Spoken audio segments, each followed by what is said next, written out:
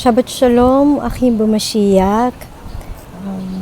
It's been a while that I had uploaded a video here of encouragement and an update. I had been distracted these past Chodeshim, the past months, falling in love and then getting my heart broken and then falling in love again with another act and then heartbreak again. But praise HaRuach, our Eliyahu, who continue to give us favor and His compassion to continue walking in His great favor, in His Rachamim, in His Chesed, His loving kindness, and in His Ahava, His love.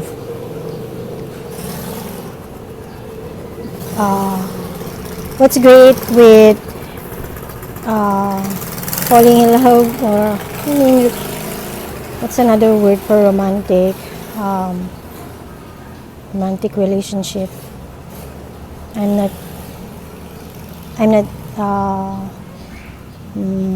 aware now what's the synonym for it, or a better word, the bar for it. Anyhow, I'm mumbling. The greatest lesson, I guess, is what Yahushua have told us. Second commandment is to ahab, to love one another, to love another, to love each other, to love our neighbor, and being in a relationship, experiencing it. It got me to understand more Yabin, that ahab that Yahushua have showed us amidst our imperfections. He continued to accept us and ahab us, and hence it pushed me to express that ahab to with another person, and to offer that ahaba, to give that ahaba without reservations. I mean, at least with emotions, but we still have to protect our bazaar, our flesh, our bodies. Well, it was just online, but still you still invest your feelings, your time and attention, and hence when it doesn't succeed, it gives you a heartbreak, and it's painful. Yes, it indeed, but I still want to continue having that ahaba. Someday, Yahuwah willing, that He will send in His appointed time the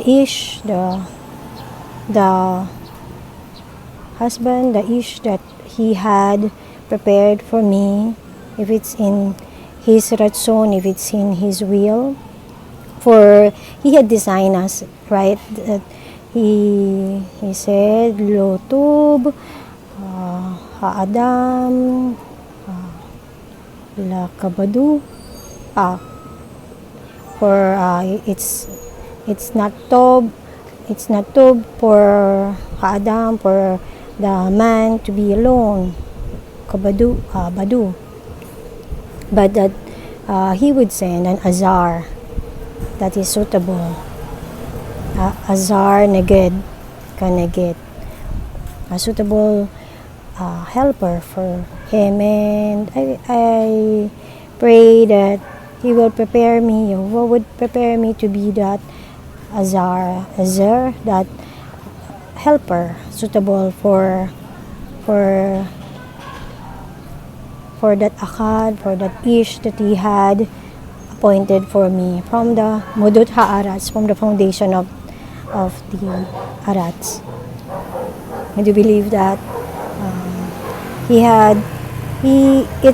it's His desire for us to find that ahaba here, to give us the kara, the gladness that He wants us to experience inside the breath, in the covenant, in the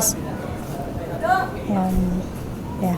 I'm bumbling about covenant, marriage, yeah. But yes, I still want to have that and praying, and if you're led to, please pray with me that He sent him soon. I'm here now at my aunt's house, and you can see the chemicals, the chemtrails, quite thick, and there's no sign of the shemesh. It's past 5 here, and no sign of the shemesh going westward, right? When it's about to be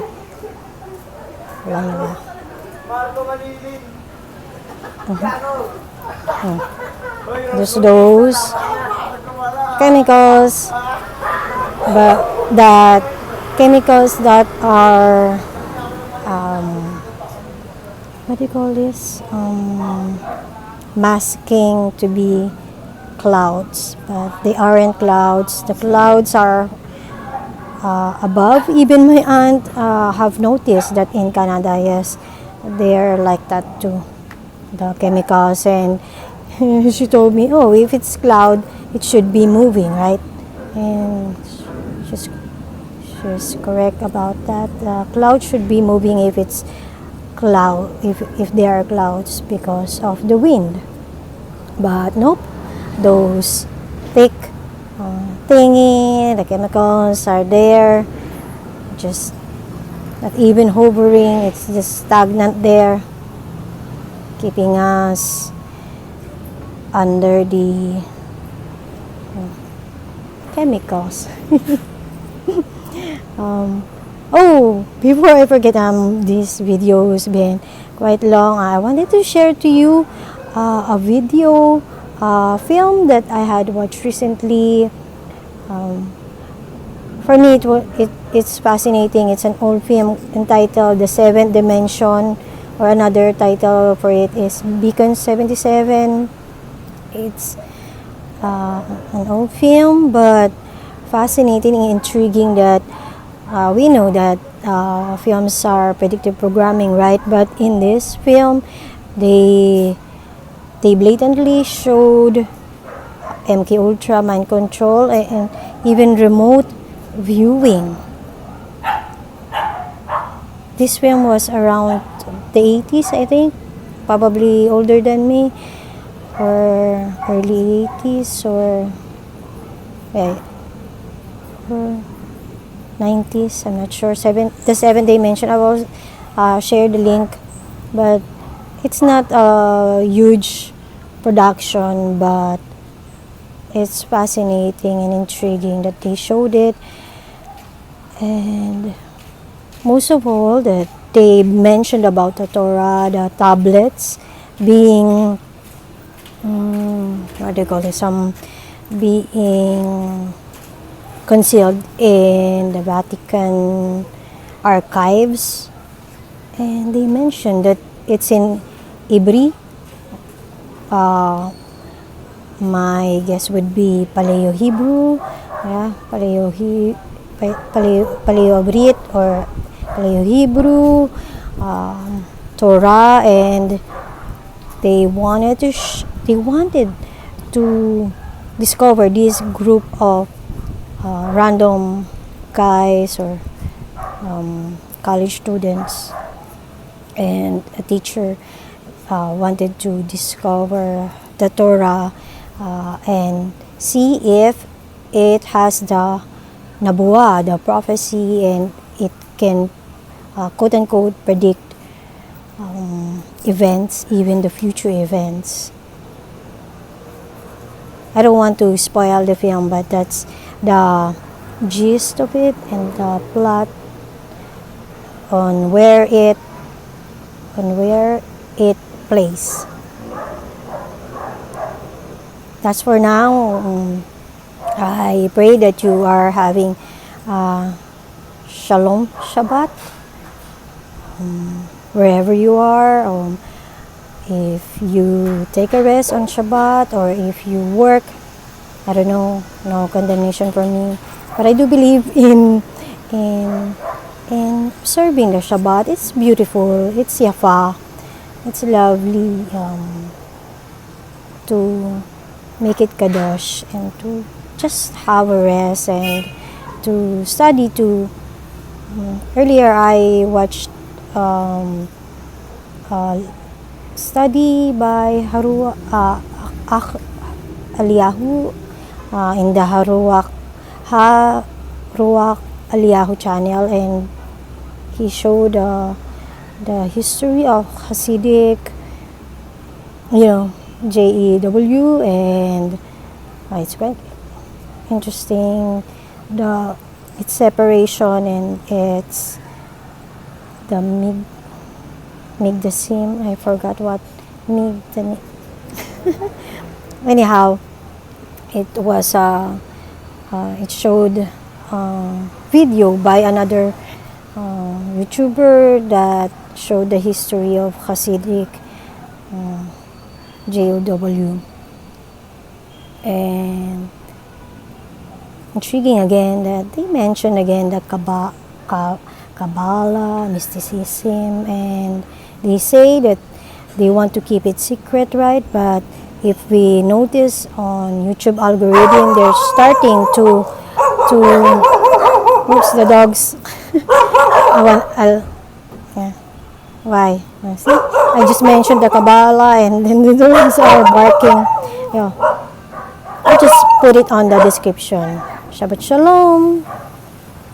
Hallelujah, and may our Abinu Yahuwah be with us, be with you. B'Shem Yahushua.